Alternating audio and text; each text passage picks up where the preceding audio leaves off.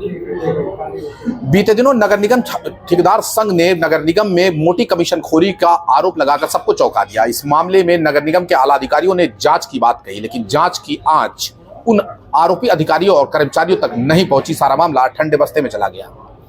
इस मामले को लेकर आज हम गोरखपुर के वरिष्ठ अधिवक्ता और ऑल इंडिया कांग्रेस कमेटी के सदस्य मधुसूदन त्रिपाठी जी से बात करेंगे, जो अब नगर निगम के ठेकेदार संघ के अध्यक्ष के साथ आ चुके हैं और उनकी लड़ाई लड़ने के लिए बाकायदा तैयार हैं।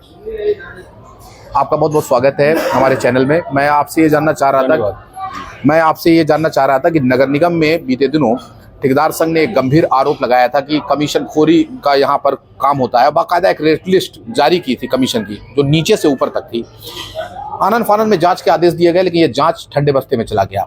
अब चूंकि मामला आप तक पहुंचा और आप भी इस लड़ाई में अब शामिल होने जा रहे हैं, क्या कुछ कहेंगे? आपकी क्या कार्रवाई आगे की होगी? अब देखिए, जांच हम तो शिकायत करने वाले हैं, हम कहने वाले हैं, लेकिन हमारे कहने का प्रभाव कितना पड़ता है अधिकारियों के ऊपर, और वो अपना चोरी जो कर रहे हैं उसको छिपाने के लिए क्या क्या उसमें अपना योगदान करते हैं, इसके लिए तो न हम दोषी होंगे, न हमारे ठेकेदार संघ के अध्यक्ष जी दोषी होंगे। ठेकेदार संघ के अध्यक्ष जी ने एक बहुत ही महत्वपूर्ण काम किया कि नगर निगम के जितने जेई और जितने इंजीनियर थे, चाहे नगर आयुक्त जी थे, इन लोगों के ऊपर इन्होंने आरोप लगाया कि भाई नगर निगम में हम लोग ठेकेदारी करते हैं और इस ठेकेदारी में जब काम कंप्लीट हो जाता है तो हमारे रुपयों को जो हमने मेहनत से कमाया है उसमें से ये लोग कमीशन लेते हैं। और ऐसा नहीं, हर काम में हर ठेकेदार से लेते हैं। काफ़ी पीड़ा के बाद इन्होंने इस बात को उजागर किया और ये रेट लिस्ट भी दे दिया था। लेकिन उस रेट लिस्ट और काम उजागर करने के बाद ये मुख्यमंत्री जी के भी नॉलेज में गया कि इस तरह के नगर निगम में भ्रष्टाचार हो रहा है। ये हमारे मेयर के नॉलेज में भी गया कि इस नगर निगम में भ्रष्टाचार हो रहा है। ये वहाँ उनके मंत्रियों के नॉलेज में भी गया कि गोरखपुर नगर निगम में काफ़ी भ्रष्टाचार व्याप्त है।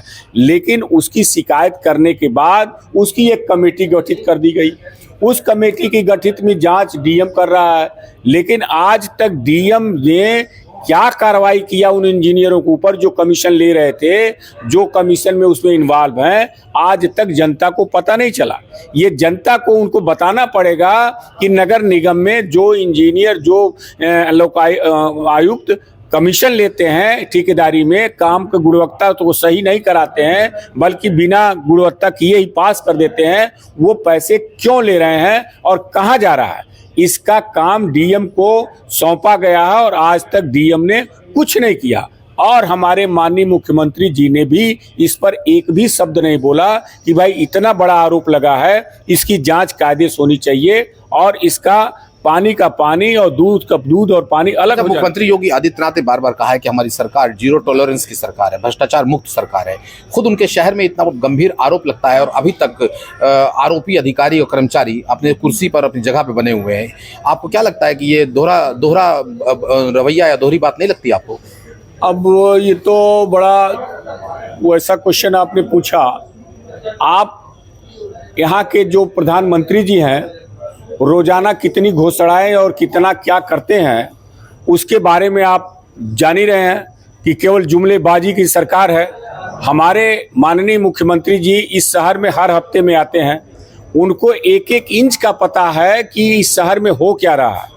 इनको ये भी पता है कि नगर निगम में कौन कर्मचारी घूस ले रहा है, कौन बैठ करके वहाँ क्या कर रहा है और डीएम जी क्या कर रहे हैं, ये सारी बातों को उनको पता है। लेकिन मैंने आपसे बताया कि यह भ्रष्टाचार जमीन से लेकर आसमान तक फैला हुआ है, इसलिए किसी इंजीनियर का कुछ बिगड़ने वाला नहीं है, चाहे उसका कुछ भी वो कर डालें, क्योंकि सारे लोग इसमें इन्वॉल्व हैं। इसलिए यहाँ का भ्रष्टाचार का उजागर नहीं हो पाएगा।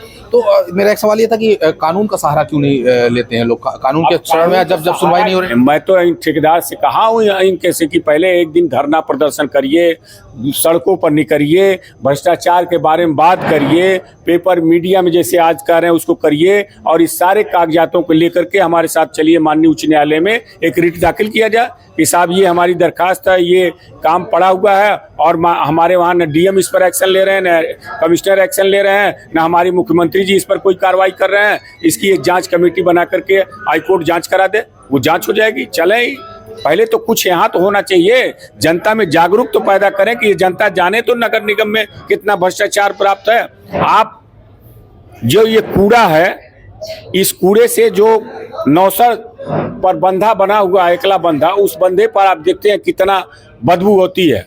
वहाँ 50 घर जो बने हुए थे पक्के, वो जनता वहाँ से भाग चुकी है, घर छोड़ करके चली गई। मैंने यहाँ के जो मेयर साहब हैं उनसे डायरेक्ट फोन पर बात किया था। उन्होंने मुझसे कहा कि 1 महीने के अंदर तिवारी जी वहाँ से कूड़ा का सारा मैटर साफ हो जाएगा और आप 1 महीने का समय दीजिए। हमने कहा ठीक है, लेकिन आज भी जाकर के आप देखिए तो वहाँ एकला बंधे पर कूड़ा गिरता है और वहाँ के नाक दबा करके जो यात्री जाते आते हैं 4 लेन पर, वो नाक दबा करके जाते हैं और नाक दबा करके आते हैं। ये यहाँ के मुख्यमंत्री की व्यवस्था है यार। इस सारी बात मुख्यमंत्री भी जब गाड़ी से चलते होंगे तो उसी रास्ते से होकर जाते होंगे, उनको भी बदबू आती होगी, लेकिन कार्रवाई नहीं हो रही है। इसका मतलब मुख्यमंत्री जी जाने, मेयर जी जाने, आयुक्त जी जाने और वहाँ के इंजीनियर वगैरह जाने, दूसरा कोई जान नहीं सकता है कि क्यों इस पर कार्रवाई हो नहीं रही है, क्या वजह है, कहाँ से नस दबी हुई है सरकार की कि उस पर कार्रवाई नहीं कर रही है। और ये तो आपने सुनी इनकी बातें। आप वरिष्ठ अधिवक्ता मधुसूदन त्रिपाठी जी थे, इन्होंने बताया कि सरकार पूरी तरीके से इस मामले में इस पूरे मामले में सरकार पूरी तरीके से ऐसा रुख अपने अख्तियार कर रही जो उनके किए हुए वादों के खिलाफ है। मुख्यमंत्री योगी आदित्यनाथ का शहर है। काफ़ी गंभीर आरोप भी उन्होंने लगाया। हमारे साथ ठेकेदार संघ के अध्यक्ष वेद मिश्रा जी भी हैं, हम उनसे बात करने की कोशिश करेंगे। वेद मिश्रा जी, कोई बात नहीं, हम यहीं से पूछ रहे हैं। वेद मिश्रा जी, मैं आपको आईडी देता हूँ। मेरा सवाल आपसे ये है कि आपने गंभीर आरोप लगाया था। इस आरोप को लगने के बाद बहुत दिनों तक जांच के खेल खेला गया, नगर निगम में अभी भी जांच लंबित है। क्या आपको लगता है कि ये जांच में कभी कोई इंसाफ आपको मिल पाएगा? हमको तो नहीं लग रहा है, क्योंकि लगभग 2.5 महीने का समय बीत गया और अभी तक कुछ नहीं हुआ। न किसी अधिकारी के ऊपर, न ही किसी अभियंता के ऊपर कोई कार्रवाई नहीं, बल्कि जिन लोगों का ट्रांसफर भी हो गया है वो भी लोग यहाँ मौजूद पड़े हुए हैं। वो कहते हैं कि हम रुपया दे के अपना ट्रांसफर रखवा लिए हैं, मैं यहाँ से कहीं जाने वाला हूँ। 12 सालों से लोग वहीं जमे हुए हैं, 12 साल 13 साल से। जो आपने गंभीर आरोप लगाया था, उस आरोप के बाद कार्रवाई तो मैंने होते हुए देखा। कार्रवाई ये देखा कि आपका चेंबर छीन लिया गया, आपके नाम नेम प्लेट उखाड़ के फेंक दिया गया। कार्रवाई तो हुई है। हाँ, मेरे खिलाफ कार्रवाई हो रही है। खाली मेरे रूम के आवंटन को निरस्त कर दिया गया, मेरे रूम का बोर्ड उखाड़ के फेंक दिया गया, 50-60 लोगों द्वारा जो हमारे ऊपर अटैक किया गया, सब चीज वाले कोई कार्रवाई नहीं हुई। न पुलिस प्रशासन द्वारा हुआ और न ही विभाग द्वारा हुआ, उल्टे मेरे ऊपर ही कार्रवाई हो रही है। अच्छा, इस पूरे मामले को लेकर क्या आपने कभी मुख्यमंत्री का, यहाँ पे जनता दरबार भी लगता है, हाँ। दरबार होता है जहाँ पे लोग फरियाद करने पहुंचते हैं, तो क्या कभी आप वहाँ पहुंचने की कोशिश की है? हम वहां जाने की कोशिश नहीं किए। हमने जो है उसमें उनको मुख्यमंत्री पोर्टल पर भी जो हमने लेटर डाला, जो कि निदेशक को भी डाला, सबको डाला लेटर, डीएम कमिश्नर सबको हमने लेटर भेजा, लेकिन कहीं से कोई कार्रवाई नहीं। क्या जन सुनवाई पोर्टल पे आपने डाला तो क्या जवाब मिल रहा है? अभी उस पर यह लिखा गया है कि खाली जांच चल रही है, जांच में अभी समय लगेगा।